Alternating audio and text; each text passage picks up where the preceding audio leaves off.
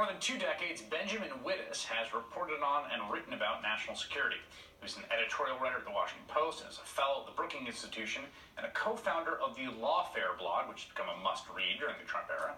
During George W. Bush's presidency, Wittes made a name for himself defending the war on terror and its policies against its many critics, particularly civil libertarians.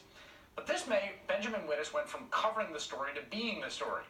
After Donald Trump fired FBI Director James Comey in May, Wittes revealed that Comey, a personal friend of his, had been trying to maintain distance and independence from the president amid the inquiry into Russia's interference in the 2016 election. Writing that Comey had told him about, quote, at least 2 incidents which Comey regarded as efforts on the part of the president personally to compromise him or implicate him. And that's not the only story Wittes is famous for. He'll often tweet out tick, tick, tick, tick, tick in advance of a breaking Russia investigation-related story, and his website, Lawfare blog, is read by just about everyone these days for its analysis of the current administration. But now, he's gone further than ever before, calling on Congress to seriously consider impeaching the president. In an article co-written with Jane Chong on the Lawfare blog, Wittes says it's time for Congress to start seriously talking about an impeachment inquiry, and he told me the impetus for the article has been building for months. It really was a reflection of a larger sense of serious questions about the president's fitness for office, and the urgency of the question presented itself somewhat in light of Charlottesville. But I really think you could have written the same piece a week ago, a month ago, 3 months ago. This is the consistent pattern of President Trump's behavior really since January 20th has involved conduct that is simply inconsistent with the office of the president. And that's across quite a range of activities. And so I don't think there was any right moment in time to say, okay, we've crossed the Rubicon. Any moment was going to be arbitrary. You use a fitness, and I've heard a lot of people talking about fitness, and he is unfit, that judgment, and I've heard it from Republicans, I've heard it from Democrats, I've heard it from people across the ideological spectrum. The question becomes, is impeachment the appropriate remedy for that state of affairs? Well, it's the only remedy. Yes, there is the 25th Amendment, but the 25th Amendment is about disability, and the fundamental question is whether this man is capable of performing the office of president in a fashion that doesn't threaten our democratic culture. And, there's only 2 mechanisms that we have to evaluate that question. By far, the preferred mechanism is the electoral process. And we should always be extremely careful about presuming as a legislative or non-electoral matter to overturn the results of a legitimate democratic election.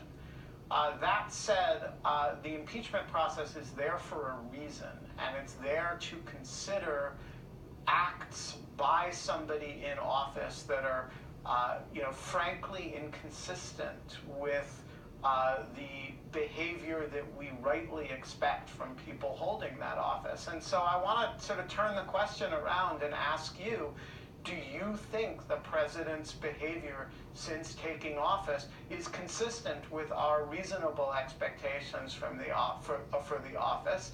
And do you think, if not, that the deviations from those expectations are genuinely threatening to democratic governance in the United States?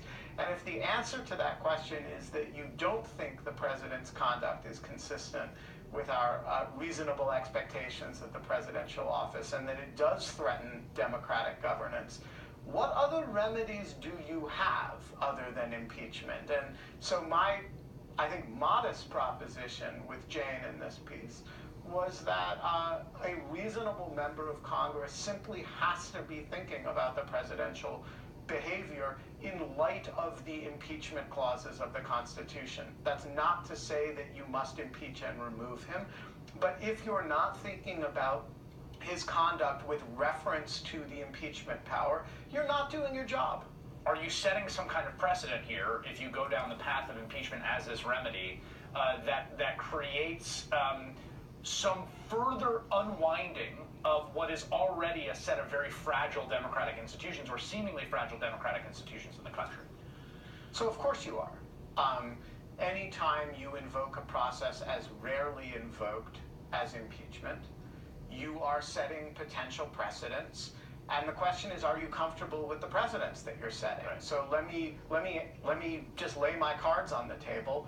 I am very comfortable with the proposition that any future president who engages with his law enforcement apparatus the way this president has engaged with his should do so knowing that he may be subject to impeachment as a result.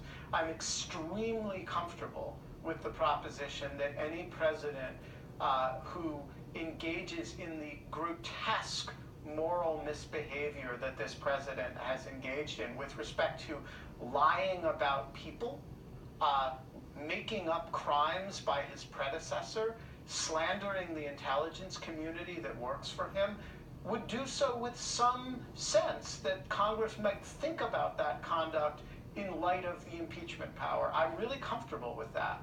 I'm really comfortable with the idea that a future president who not only fails to do the basic components of his job, like filling the government with people in executive branch positions, but behaves in a way that dozens and dozens and dozens of times his senior staff and cabinet officers talk about him to the press as though he were a toddler, might raise a question in the minds of a reasonable member of Congress about whether he should appropriately be in the office that he was elected to. So yes, it sets a precedent potentially. I'm not uncomfortable with the potential precedents that it might set. This situation is genuinely extraordinary, and I hope it would set a precedent that says we will not tolerate this situation. Final question, does your friend James Comey agree with you? If I knew the answer to that question, I wouldn't answer it. All right, Benjamin Wittes. Thanks for making time. My pleasure. That is